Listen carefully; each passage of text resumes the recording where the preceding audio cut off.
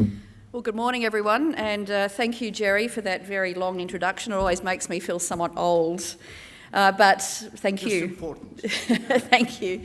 Well, look, good morning, everyone, and I'd like to begin today by acknowledging the traditional owners of the land on which we're having this important conference today, the Whadjuk people of the Noongar Nation, their elders past, present and emerging. And I also give a warm acknowledgement to Stuart McDonald and Doug Bowie, from Vertical Events, the organisers of this conference. And I understand Warren Pearce. Are you here, Warren? Oh, he's not here, but I was going to acknowledge him, who I've worked with very closely from AMEC on these issues. I'm absolutely delighted to have this opportunity to speak at this conference because this is an issue that I have long advocated for and am extremely invested in. I believe this is a pivotal moment in the history of critical minerals and rare earths in the industry both here and also globally. And today, the Morrison government is at the forefront of these global initiatives. We're leading the way for a number of reasons, but the three key reasons are this. Firstly, that as a government we do understand the importance of a secure and a sustainable supply of critical minerals and rare earths to a number of things, particularly to advanced technology manufacturing, to the defence industry, and also to global consumers. And secondly, we do understand the role that critical minerals play in our own defence capabilities and also the defence capabilities of our allies and our international partners.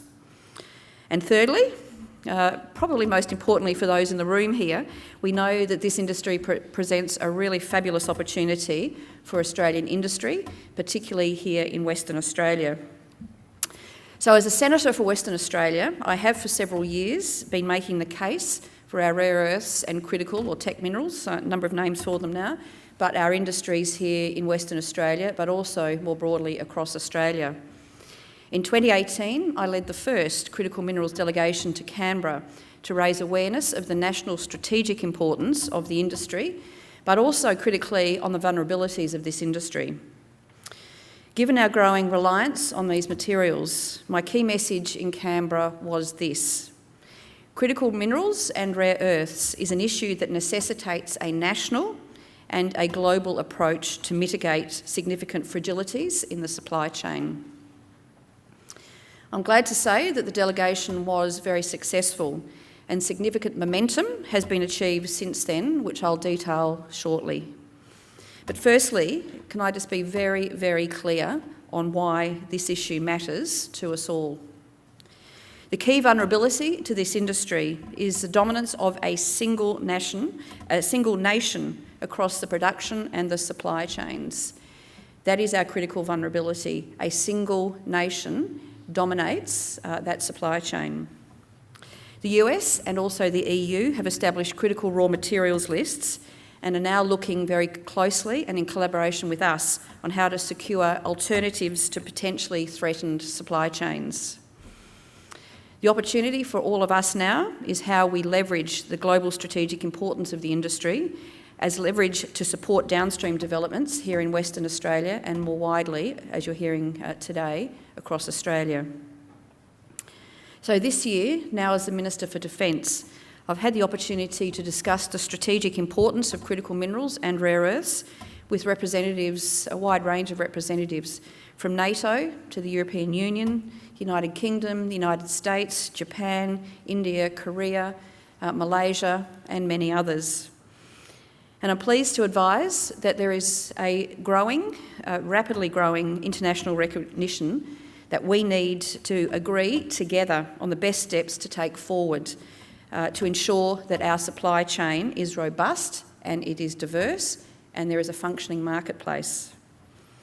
Our Prime Minister, Scott Morrison, is now leading this push globally, and two of my Cabinet colleagues are at the forefront of these global efforts, both the Minister for Resources in Northern Australia, Senator Canavan, and also the Minister for Trade, Tourism and Investment, Simon Birmingham.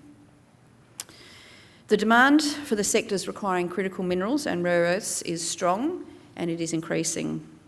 Rapid growth in renewable energy, aerospace, electric vehicles, telecommunications and agribusinesses, just to name a few, means that demand is growing exponentially. But now, as Minister for Defence, I am acutely aware that our new advanced defence technologies and capabilities demand secure and stable access to these raw materials. The Australian Defence Force, like our key allies, is a highly technologically enabled force, and we depend on the continued capacity to exploit that sophistication to retain our strategic edge in our region. For example, one example alone, the F-35 Joint Strike Fighter includes 417 kilograms of a single rare earth. So as we invest in our Defence Force to respond to changing strategic circumstances, it is absolutely crucial that we secure stable and continued access to many of these minerals and metals. The bottom line for me now as Minister for Defence is we need that to keep our nation safe and also to assist our allies do the same thing. Now, you might wonder why a federal coalition, a Liberal National Coalition government, is so interested in the operation of free markets. Because as a government, we are resolutely committed to the principles of transparent free markets and also free enterprise. So the resource sector is not one which we would traditionally get, as Matt Canavan has said, get our hands dirty in. But as we all know, this is not a fully free and functioning market across many, if not most, of the commodities involved. So this is our collective challenge, and also it's our collective vulnerability as a nation. So as a result of this, the government understands that there is a deep need for collaboration between organisations and government and between nations to kickstart a more robust and secure global supply chain for these minerals, which in time needs to be supported by a functioning free market. So today the federal government sees 5 key drivers for supporting a more coordinated approach to these markets. The first is that the sector faces an agency challenge, as the agency of the suppliers is far too concentrated, with between 70 to 90% of the world's supplies of most of these commodities now coming directly from China. This means that strong shared interests of these suppliers are naturally opposed to new players entering the market. And many of you here in this room and your companies have witnessed that and experienced that firsthand. But the second driver for government is that the agency of the customers is too dispersed and too fragmented. Critical minerals, by their very nature, are a vital part of so many end products, but they are not the most expensive component of most of these end user products. And the buyers of these critical minerals are dispersed across organisations, across companies, and across nations and across continents. This has resulted in critical minerals flying under consumer, but also under government radars for far too long. They're also embedded in procurement functions that are incentivised to deliver the lowest price possible for these commodities. And I'm getting several head nods here because we know the offtake agreements are incredibly important in this area. So while procurement is not incentivised to purchase anything but the lowest price, there's very little investment to invest in the market in a way that guarantees its future and also its freedom.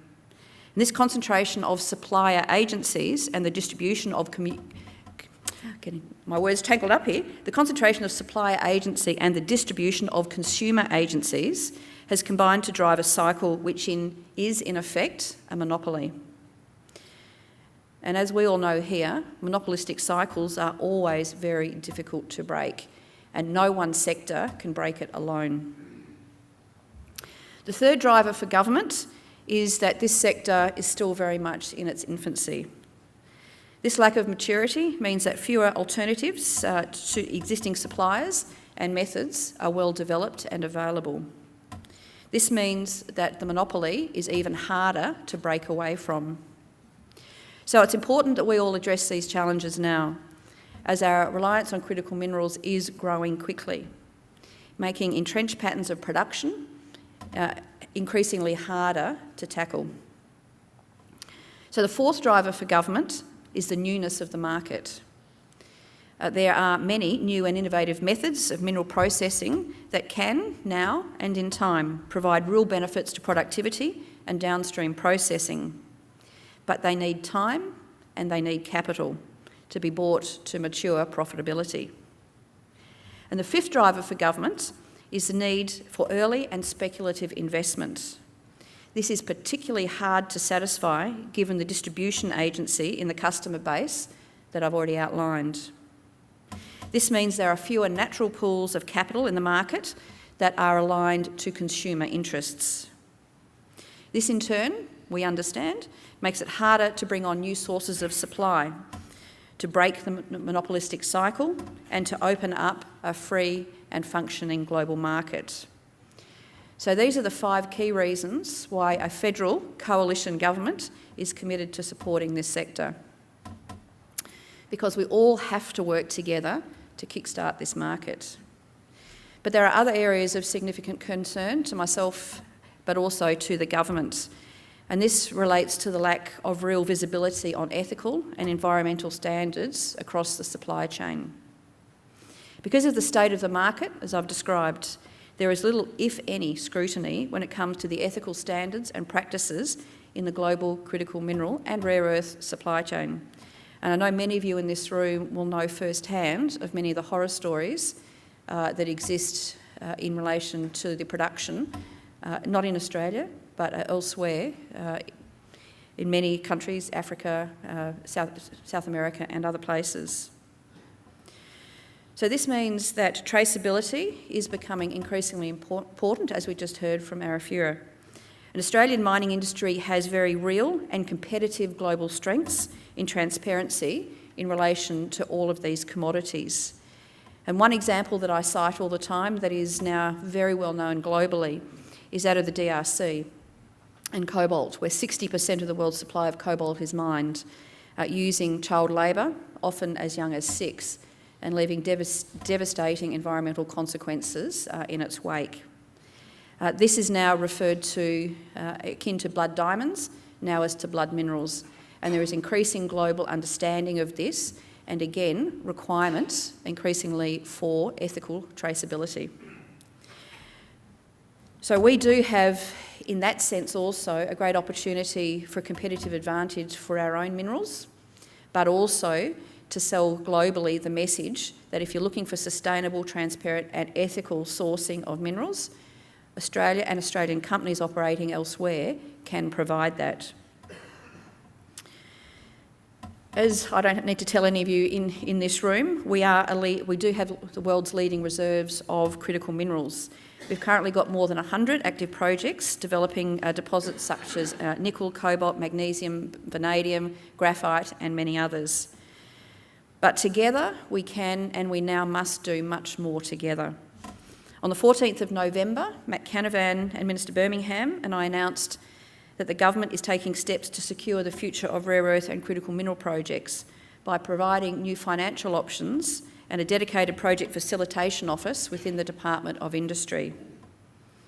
Projects that have a potential to make a real difference to Australia's ability to extract and process critical minerals will now be able to receive financial support through Export Finance Australia, including, for the first time, the Defence Export Facility. This will provide access to a potential funding pool of $3.8 billion. Projects will also be able to access dual funding, not only through both Export Finance Australia, but also now through the Northern Australia Infrastructure Facility through NAIF. And this investment is part of a coordinated program of work that includes the following additional announcements. The development of the National Resource Statement, which was released in February of this year, which highlights opportunities for Australia in the critical minerals sector. Secondly, the development of the Critical Minerals Strategy, which was released in March of this year, and this outlines coordination of activities across governments and also how we can, a whole-of-government approach, promote investments in this sector. We've also prepared the Australian Critical Minerals Investment Prospectus, which is now used by Austrade to promote Australia's projects globally. and an agreement in September this year between the Prime Minister Morrison and President Trump to develop a US-Australia action plan for critical minerals cooperation. A bit of a mouthful of a title, but it is important because it means we're now working together to support investment, research and development, and also diversity in our supply chains. And finally, a visit to the United States last month, again by Matt Canavan, to further discussions with the United States on this plan. And as a West Australian, I was particularly proud to strongly champion the Future Batteries Industry Cooperative Research Centre, the CRC, which has hit the ground running right here in Western Australia. And I believe that CRC, again, will provide and make a valuable contribution to industry in a whole variety of ways in the projects that it's supporting. But Australians won't be the only ones to benefit from the growth of the Australian critical minerals sector. We share a commitment with many other nations to free markets, to supporting producers and consumers of advanced technologies, but also to support each other's safety and security. Our respective export finance agencies will collaborate on potential critical minerals financing, and there will be further ministerial talks in February of next year to promote that, and that's particularly so with the United States.